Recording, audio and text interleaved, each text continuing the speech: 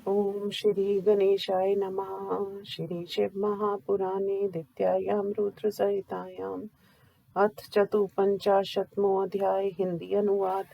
व्यास जी ने कहा, हे मुनिवर, कुंभांड की पुत्री ने जब कृष्ण के पौत्र अनिरुद्ध का अपहरण कर लिया तब श्री कृष्ण ने क्या किया, उससे मुझसे कहो।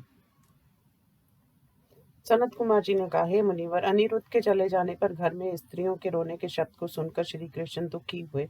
अनिरुद्ध को देखे बिना उनकी स्त्रियां तथा कृष्ण को चिंता करते हुए वर्षा के 4 मास बीत गए। नारद जी ने से उनके बंध जाने की बात सुनकर यादव तथा श्री कृष्ण जी दुखी हुए। श्री कृष्ण उस समाचार को सुनकर आदर के साथ गरुड़ को बुलाकर युद्ध करने के लिए तत्काल शोणितपुर चले गए। उस समय बलराम तथा श्री कृष्ण के पीछे प्रद्युम्न, युयुधान, साम, सारन, नंद, उपनंद, भद्र आदि गए। 12 अक्षौहिणी सेना को लेकर यादव श्रेष्ठों ने चारों ओर से बानासुर के नगर को घेर दिया। नगर, बगीचा, प्रकार, अटारी, गोपुर इनको तोड़ते हुए देखकर क्रोधित होकर वह भी सेना के साथ निकल पड़ा। बानासुर की रक्षा करने के लिए भगवान शिव जी अपने पुत्र तथा प्रमथ गणों के साथ नंदी में सवार होकर युद्ध करने वहां पहुंचे। बानासुर के रक्षक शिव जी के गणों के साथ श्री कृष्ण आदि के योद्धाओं का घनघोर तथा रोमांचकारक युद्ध हुआ। श्री कृष्ण से शिव जी का प्रद्युम्न और कार्तिकेय का कूष्मांड और कुंभकर्ण का बलपूर्वक द्वंद्व युद्ध हुआ। साम का बानासुर के पुत्र से, बानासुर से सात्यकी का, नंदी के साथ गरुड़ का दूसरों के साथ युद्ध होने लगा। उस समय ब्रह्मा आदि देवता, मुनि, सिद्ध, चारण, गंधर्व, अप्सराएं अपने अपने यानों तथा विमानों में बैठकर देखने के लिए आए। हे विप्रेंद्र, रेवती आदि प्रमुखों के साथ युद्धवंशियों का घोर युद्ध हुआ। भाई बलराम पुत्र प्रद्युम्न को साथ लेकर श्री कृष्ण ने प्रमथ गणों के साथ घोर युद्ध किया। वहां अग्नि, वरुण, यम आदि देवताओं के साथ विमुख, त्रिपाद, ज्वर तथा गु के साथ युद्ध हुआ। अनेक प्रकार के प्रमथ गणों के साथ यादवों का रोमांचकारी भयंकर युद्ध हुआ। बहुत सी विभीषिकाओं से, कोटरियों, नंगी स्त्रियों से, निर्लज्ज स्त्रियों से पास पास से युद्ध होने लगा। शिव जी के भूत, प्रमथ तथा गुहाक आदि अनुचरों को श्री कृष्ण ने अपने धनुष से निकले बाणों से भगा दिया। इस प्रकार युद्ध का आनंद लेने वाले प्रद्युम्न आदि वीरों ने घोर युद्ध द्वारा सेना का नाश कर दिया। अपनी सेना का नाश होते देख शिव जी क्रुद्ध होकर भयंकर गर्जना करने लगे।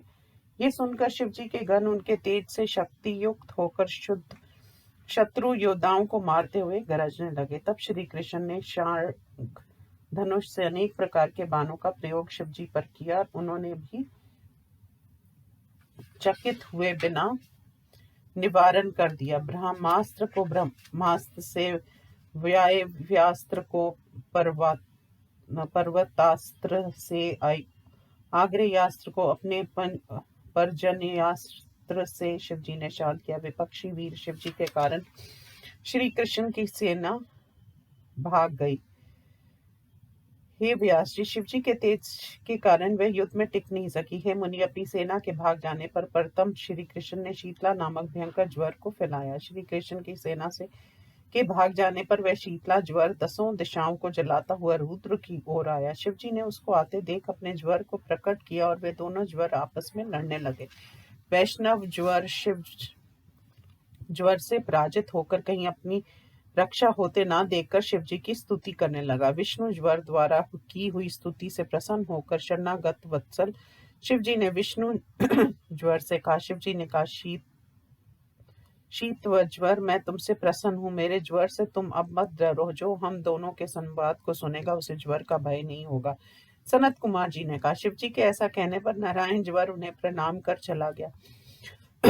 इस चरित्र को देखकर श्री कृष्ण भय से चकित हो गए। प्रद्युम्न ने बाण समूह से पीड़ित अतएव कुपित हुए स्कंद ने प्रद्युम्न पर दैत्य नाशक शक्ति का प्रहार किया। स्कंद की शक्ति के प्रहार से बलवान प्रद्युम्न शरीर से रक्त साफ होता हुआ देख रणभूमि से हट गया। कुंभांड, कुंभकर्णों के अनेक शस्त्रों के प्रहार से बलवान बलभद्र भी रण छोड़कर चले गए। गरुड़ ने हजारों शरीर धारण कर समुद्र का जल पीकर उससे बादलों की भांति बरसाकर बहुतों को मार दिया।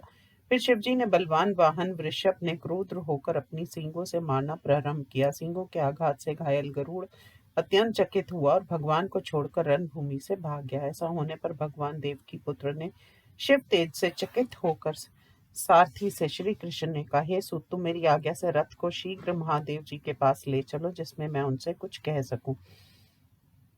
सनत कुमार जी ने कहा, श्री कृष्ण के ऐसा कहने पर गुणवान दारुक नामक सारथी ने रथ को शिव जी के समीप पहुंचा दिया। फिर हाथ जोड़कर विनम्र होकर श्री कृष्ण ने भक्त वत्सल शिव जी से भक्ति पूर्वक निवेदन किया। श्री कृष्ण ने कहा, देव देव महादेव, शरणागत वत्सल, मैं आपको प्रणाम करता हूँ। आप अनंत शक्ति, सर्वात्मा तथा परमेश्वर हैं। आप संसार के कर्ता, रक्षक तथा विनाश में निर्मित्र मात्र हैं। आप ब्रह्मालिंग, परम शांत, केवल परमेश्वर हैं। आप काल, देव, कर्म, जीव, स्वभाव, द्रव्य, क्षेत्र, प्राण, आत्मा तथा विकार समूह हैं। ये संसार के स्वामी, बीज, प्रोहो तथा उनका प्रवाह, ये आपकी ही माया है। इस कारण बंधनों से मुक्त परमेश्वर, मैं आपकी शरण में आया हूँ। आप अनेक रूपों को धारण कर अपनी लीला से देवताओं की रक्षा करते हैं और स्वभाव से ही दुष्टों का विनाश करते हैं। आप ही ब्रह्मा, परम ज्योति तथा शब्द ब्रह्मा है।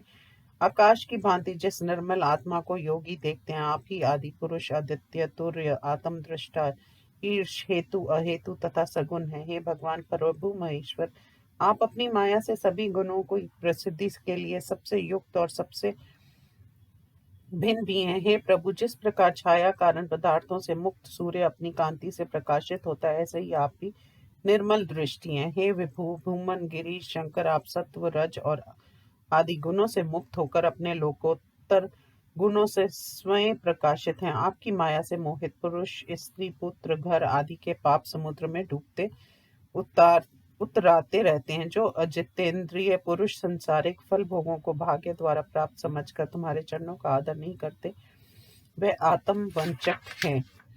भगवान, आपकी आज्ञा से मैं बानासुर की भुजाओं को काटने के लिए आया हूँ। गर्भ नाश करने वाले आप ही इस बानासुर को शाप दिया था। हे देव, आप युद्ध भूमि से चले जाइए, जिससे आपका शाप व्यर्थ न हो। हे प्रभु, मुझे बाण की भुजाओं को काटने की आज्ञा दीजिए।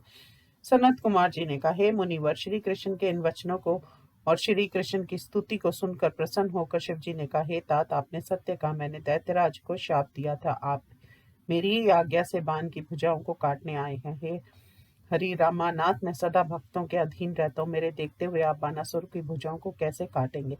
अंत मेरी आज्ञा से मेरे ऊपर जृंभनास्त्र चलाइए, जिससे मैं जम्भाई लेने लगूं।